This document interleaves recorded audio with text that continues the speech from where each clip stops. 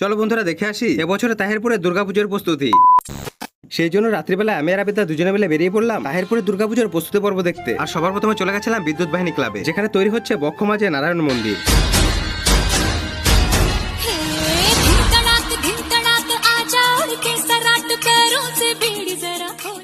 তারপরে চলে গেছিলাম অগ্নিশিখা ক্লাবে, যেখানে তৈরি হচ্ছে হস্তিনাপুরের রাজমহল।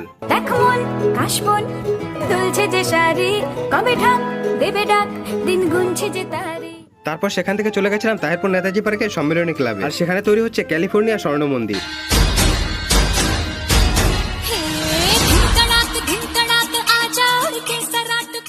তারপর চলে গেছিলাম তাহিরপুরের নেতাজি যুবক সংঘ, আর সেখানে তৈরি হচ্ছে সিকিমের বুদ্ধ মন্দির।